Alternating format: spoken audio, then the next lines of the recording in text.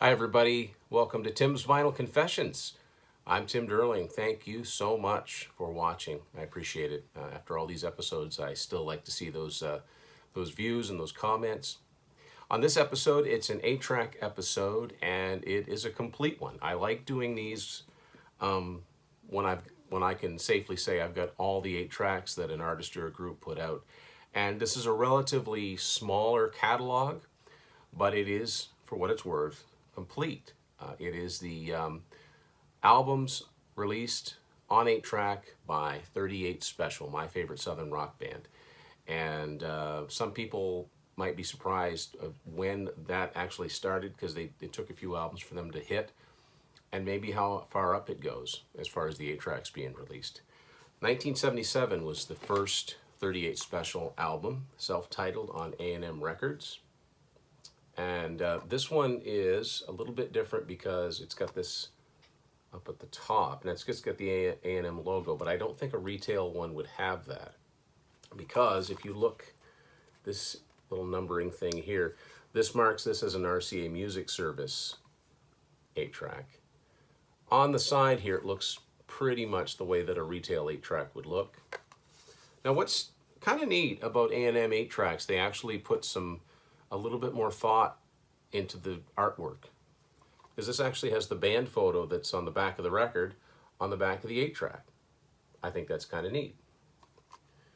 And now this is something I'm not really sure what this is about.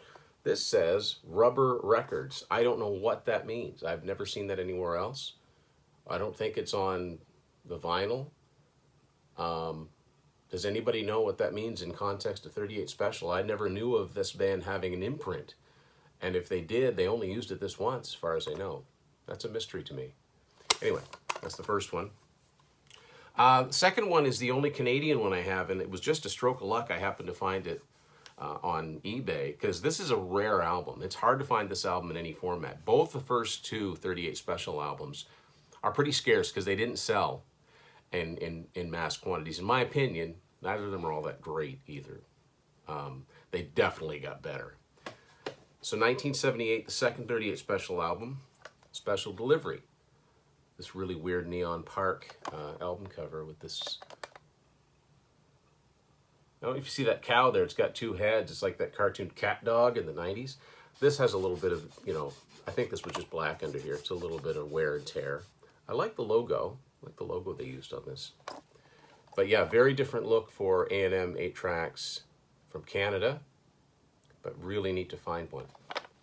No picture on the back of this one, but that's a familiar looking font for late 70s, early 80s, not just 8 tracks, but also cassettes.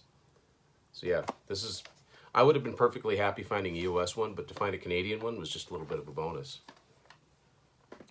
The third 38 Special album featured the song that would get them a little bit of radio play for the first time, and it was the title song, Rockin' Into the Night.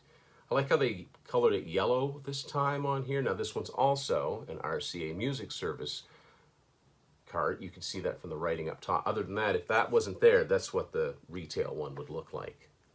And again, on the side here, looks much the same.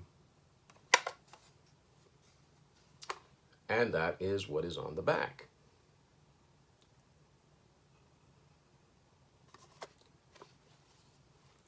Next one is the first big 38 Special album. This is a platinum album. This one is kind of beat up.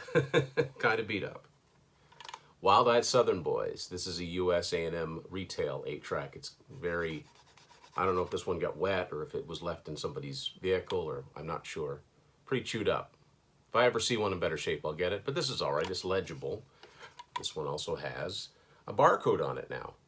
And like I've said before, if you have the Discogs app on your phone and you add music into your collection that way, if you keep it cataloged through Discogs, try scanning the barcodes, because every one of these I've ever tried work. They still work. It'll come up as the 8-track version, which is pretty amazing.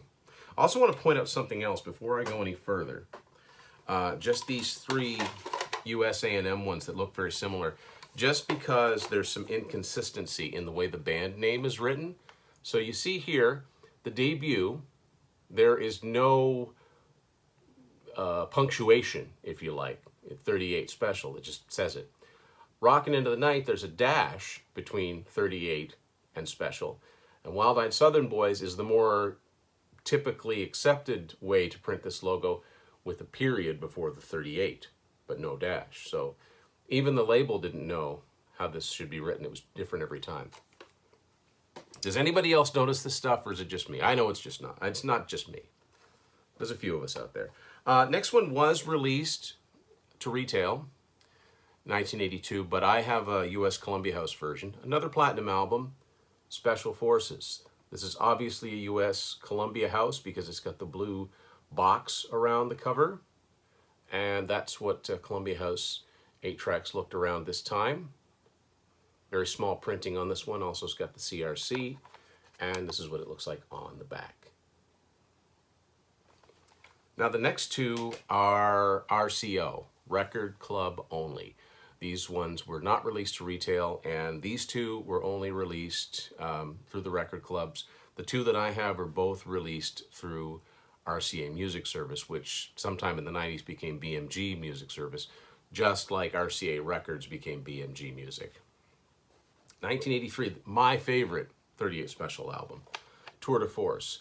I like the layout of this a lot. It doesn't look generic or cheap. It looks really cool, and I like that the album cover art. But I like what the RCA Music Service did with this. They're using the band name as it's written on the cover, and that's really cool. That's some personalization that you don't always see, especially in these later RCOs. This one's got a little bit of water damage down the side, but it's still in pretty good shape. This one is, you can find this one if you search long enough. This one will pop up. The next one is a pretty rare one, and I was fortunate to find it. 1986. Strength in Numbers. Now when this came out on vinyl, it had kind of a cool die cut cover with the band members' faces if you pulled the sleeve out, but of course they didn't do that here. But here's an 8-track from 1986, also on RCA Music Service, and it's in really, really good shape.